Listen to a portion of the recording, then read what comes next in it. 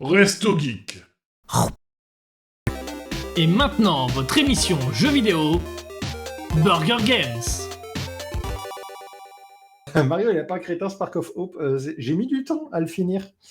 Malheureusement, parce que j'avais trop de jeux en même temps. Mais le jeu était en promo, mais tout le temps. Mais pourquoi? Le premier Mario et les lapins crétins Kingdom Battle, il était très rigolo, il était très bien, je me suis beaucoup amusé dessus. Mario et les lapins crétins Spark of Hope, c'est juste une version genre 10 fois mieux, avec plein de trucs en plus. Le scénario, il est complètement bordélique. Ils en ont rien à foutre et ils assument complètement. C'est juste pour mettre des situations à la con. Les mécaniques de jeu, elles ont été largement améliorées. Il y a beaucoup plus de personnalisation. On n'est enfin pas obligé de jouer Mario, ce qui est un gros avantage, vu que dans le premier c'était obligatoire et c'était chiant. Là, on peut vraiment faire sa propre team et jouer de sa propre manière. Il y a plein de défis à la con. Il y a plein de défis à côté. Il y a du stuff à récupérer, les compétences à améliorer. Nos personnages deviennent jamais trop forts parce que nos personnages peuvent faire beaucoup de dégâts, mais ils sont globalement tous très fragiles. Donc le jeu reste tactique de bout en bout. Donc c'est vrai que j'ai pas décrit pour ceux qui connaissent pas, mais pour ceux qui connaissent pas, du coup, Mario et les lapins crétins, c'est une série de jeux Mario et avec les lapins crétins sur lesquels il y a des phases d'exploration et sinon le cœur du jeu c'est que c'est XCOM, c'est-à-dire du coup c'est un jeu de combat tactique avec Mario, les lapins crétins et des flingues. Voilà, tout le monde a des flingues dans cet univers-là pour une raison obscure. Et du coup, ils affrontent Cursa, qui est un personnage énigmatique qui vient un peu pourrir un peu tout le monde. Et du coup, les lapins crétins et Mario décident de s'unir suite aux épisodes, suite à ce qui s'est passé dans le premier épisode, pour aller déboîter le fiac à Cursa. Et en fait, le jeu, il est vraiment bien de A à Z. J'ai juste envie de dire que la seule chose qui m'a ralenti, c'est moi-même. En vrai, si vous commencez, que vous avez envie de jouer au jeu, vous passez une trentaine d'heures dessus. Il faut une trentaine d'heures pour le finir, le jeu est assez long, sans aller au 100%. Ouais, je pense que le 100%, faire tous les défis et tout, il y a des défis qui sont coriaces, il faut bien une quarantaine d'heures, sachant qu'il y a quand même 3 DLC. Alors, il y a un pack DLC, mais le pack DLC contient 3 épisodes de DLC. Il y a une tour de combat, il y a un scénario supplémentaire. Et alors, j'ai commencé par le 3e DLC parce que je ne pouvais pas faire autrement. Le 3e DLC, c'est une aventure avec Rayman, qui est le personnage principal du coup de cette 3e aventure. Voilà, et le retour de Rayman, forcément, et je ne pouvais pas m'empêcher de jouer à ça. Donc le jeu est beau parce que leur moteur Snowdrop, il déboîte. Je suis même étonné que c'est pas ce moteur-là qui a été utilisé pour Monster Hunter sur Switch. Ils ont utilisé le Hero Engine, alors que le Snowdrop, il déboîte. Il y a un petit peu de ralentissement par contre. Alors, j'ai terminé le jeu sur la Switch 2, plus de ralentissement, plus rien. Donc voilà, j'ai envie de dire, pas besoin de mise à jour, il n'y a pas de truc paiement supplémentaire. Qui tourne sur Switch 2, c'est ça? Ouais, c'est ça. La version Switch 1, même sur le premier, le moteur Snowdrop, des fois, il était un peu gourmand, du coup, le jeu avait des petites saccades. On parle pas de ralentissement, juste de saccades. Sur Spark of Hope, c'est pareil, en même un petit peu pire. Et les temps de chargement sont un peu longs, parce que tu sens que le jeu, il est bien complet pour la Switch.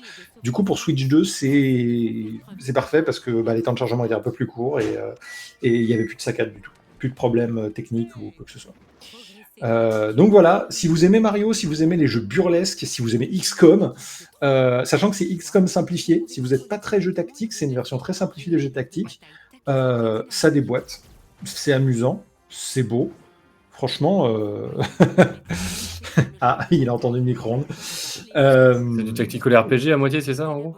C'est du tactical. XCOM, c'est une série tactical. Donc en gros, en fait, t'as une grande map sur laquelle tu peux te balader un peu en mode exploration. T'as des petits trucs à la con à vérifier. En gros, quand tu rentres en mission, tu choisis 3 personnages et sur ces 3 personnages-là, t'es en mode combat tactique avec des adversaires. Donc tu te déplaces, t'as des zones de déplacement, tu te déplaces tes personnages, il faut les mettre à couvert pour éviter qu'ils se fassent toucher. Chaque personnage a 2 compétences qui lui sont propres.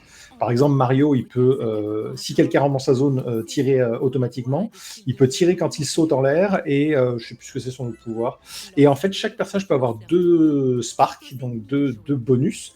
Et ce qui est cool, c'est que du coup, tous les personnages peuvent avoir 2 sparks et c'est toi qui choisis quel spark tu leur mets. Donc par exemple, tu peux mettre un Mario. Mario, il est très mobile. Tu peux lui mettre un pouvoir qui va augmenter les dégâts qu'il fait. Celui reprend les trucs de Mario Galaxy. Ouais, les sparks, en fait, c'est des Luma. C'est des Luma lapins. Donc du coup, voilà, c'est une nouvelle race. Ils le disent à la fin du jeu, c'est une nouvelle race. C'est les Luma et les lapins qui ont fusionné. Et du coup, les Sparks, il y a plein de pouvoirs rigolos. Il y en a, c'est juste, tu fais des dégâts de feu maintenant, tu fais des dégâts de foudre. Et il y en a, c'est attire tous les ennemis à toi. Il y en a, c'est repousse tous les ennemis. Il y en a, ça va être de créer des vagues de dégâts, de balancer tous les ennemis dans le vide, etc. Et à toi, du coup, d'améliorer tes Sparks et de les mettre au bon personnage pour faire des trucs rigolos avec. Et il y a des combos sales. Par exemple, moi, j'adore Mario Sifredi, Lapin Mario, pardon. Et du coup, Lapin Mario, il a la capacité sympathique d'avoir une zone de dégâts très petite. Par contre, il déboîte et il peut attaquer à travers les murs.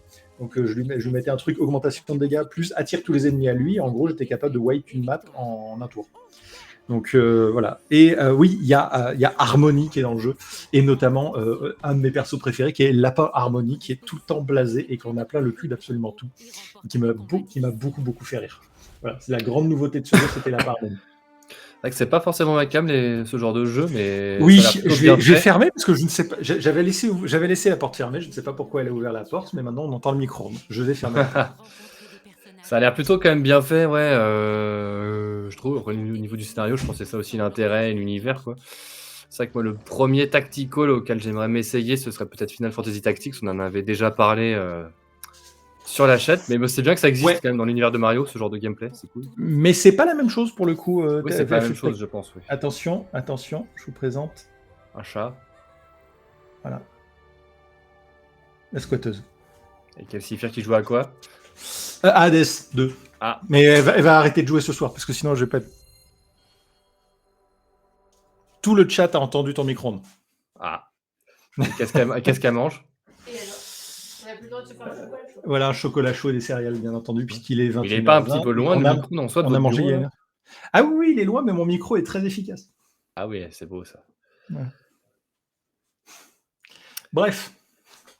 Donc, voilà, c'est un bon jeu, c'est un tactical. Alors, c'est pas comme FF Tactique, parce que FF Tactique, voilà, c'est du tactical pur et dur en case. Là, c'est du tactical plus libre à la XCOM, donc c'est des situations, on va dire, plus courtes et plus intenses. Là où les jeux type FF Tactique, Disgaea et tout, c'est des parties plus longues.